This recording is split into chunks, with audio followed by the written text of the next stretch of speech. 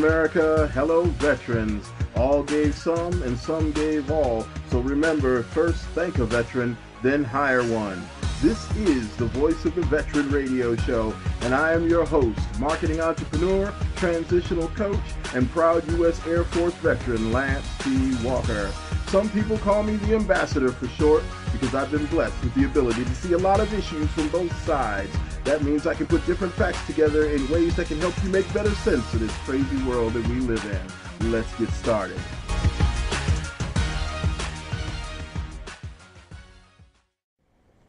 Hello, everybody. Hello, veterans. This is Lance T. Walker, the ambassador. Listen, today is a great day. I want to introduce you to Ms. Peggy McKee. She is a nationally renowned career coach. We're going to get right to it. I'm just going to hand the mic to her. Any of you who are in the job market or looking for a career change, this is somebody you're definitely going to want to listen to. She's got ways to get you back into the workforce in the job of your desire much, much faster than you ever thought possible. So without further ado, Peggy McKee. How to avoid a long job search, a 7-step plan. No one likes a long job search. In the best case scenario, it's an interruption to your life. It takes time and effort, and it requires you to put yourself out there for possible rejection. No one likes this. In a worst case scenario, it's a financial emergency. Either way, it's a lot of stress to say the least. Today, I'm going to give you my very best 7-step plan for shortening that time that you spend in the job search. If you follow my steps, everything that you do will have an immediate and dramatic impact, and you will get a job that you're very happy with as soon as possible.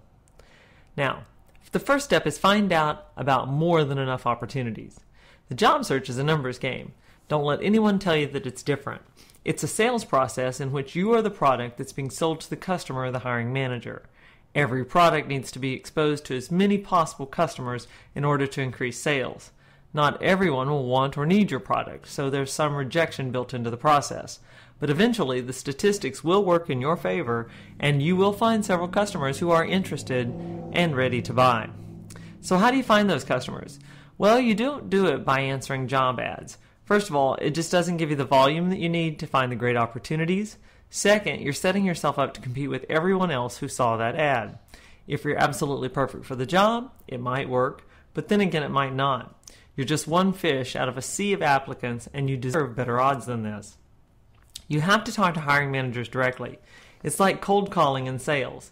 Nobody likes to do it, but it's the most effective thing that you can do to find opportunities that no one else knows on. Now that's what puts you in front of the line, talking directly to the person who can hire you. There are lots of ways for you to find the names and email addresses or phone numbers of hiring managers in your industry. LinkedIn, Google, Facebook, networking, and more. My Hidden Jobs Finder system is a system that makes it easy for you to do this. What's important is that you find those names and contact those hiring managers by hundreds. That's what's going to uncover more than enough opportunities for you to find a job quickly. Step 2.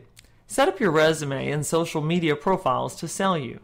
The first thing that those hiring managers will do once they hear from you is either ask you for your resume or look you up online. In both cases, you need to have your act together. It's very important that you put together a LinkedIn profile that represents you well, and that you clean up your Facebook profile so that you appear to be the outstanding candidate that you are.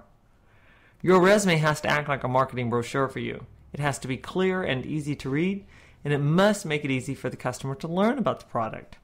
What helps with this are power words that describe your skills and accomplishments, bullet points that draws the reader's eyes to what will impress them, numbers, dollars, and percentages that quantify your accomplishments in the past. For example, a paragraph saying that you're responsible for creating a newsletter that resulted in increased sales for your company is less impressive than a bullet point that says, developed an e-newsletter that resulted in 24 new customers and $1,200 of sales in the first month.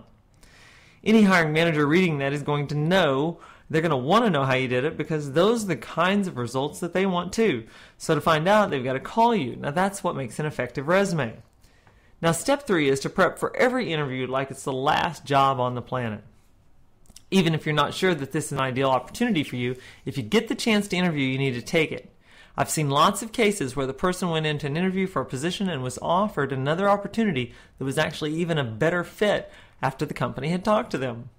For every single interview that you go on, you should prepare for it like it's the most important thing you've ever done. Research the company like crazy. Use Google, LinkedIn, Facebook, the corporate website, and anyone else who will talk to you there or used to work there or knows someone who works there. Look at what they do.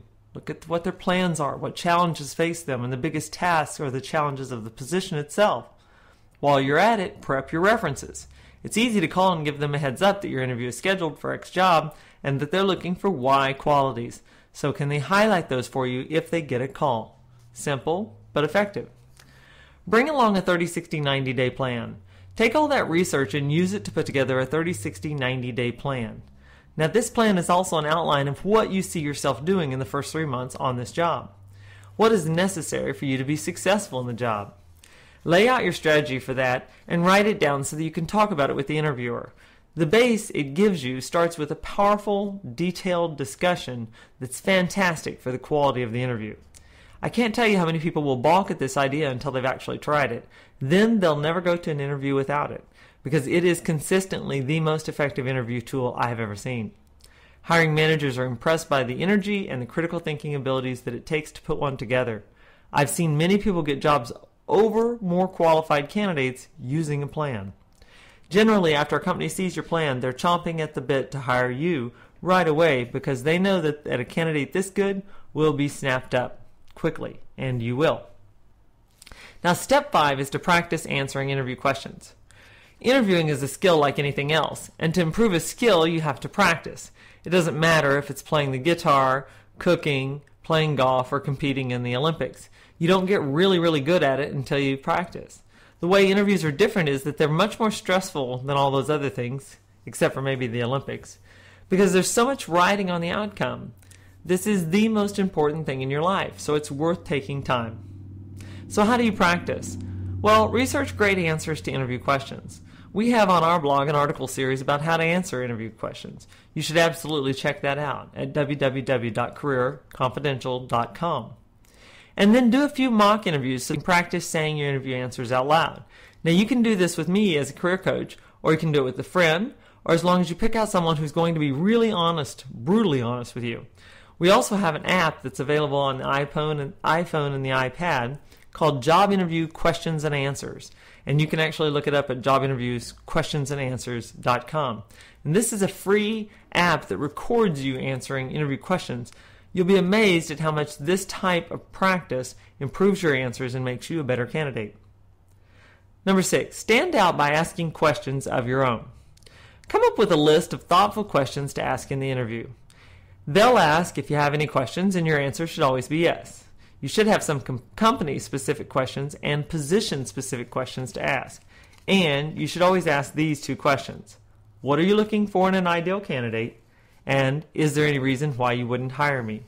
The answers to both of these will give you mountains of valuable, extremely valuable information that will assist you in moving forward in this job interview. Step 7. Follow up consistently. Always, always, always follow up on every interview conversation, whether it be a phone interview, a face-to-face interview, even Skype interviews, with an email that thanks them for the opportunity, points out their key selling features, and asks for the next step. Now, this email should arrive within 24 hours of your interview. If they don't call you by that time, by the time that they said they would call you when you were in the interview, then you can go ahead and call them. It's okay. It's not being too bold to call. It shows that you care enough about the job to pursue it. It's been my experience over the last several years that for most people, finding a job has a lot less to do with the economy than it has to do with how they conduct themselves in the job search. The truth is, even in these most difficult economies, companies need work done, and many of them are still hiring. The only difference is that in a difficult economy, they have the luxury of being able to pick and choose from among the best of the best. So, if you learn what to do in a difficult economy to stand out from the best of the best and get hired, when the economy turns around and jobs open up, then you're even in a stronger position because you then have your pick of many great opportunities. Overall, don't be afraid to be aggressive. This is your life and it matters. Find as many opportunities as you possibly can and pursue each one with enthusiasm. That's how to keep your job search short but sweet with a happy ending. Thank you, Peggy, for an amazing message. So, Those of you that are serious about getting back into the workforce or changing jobs from the one that you have now, click the link below and get your 30, 60, 90-day action plan from Peggy McKee. It also includes video coaching, and you will, I repeat, you will get back into the job force or get into that job that you've been wanting quickly and much easier than you ever dreamed possible. Okay, that's our message for today. You guys get busy, and we'll see you next time on the Voice of the Veteran radio show. Bye-bye.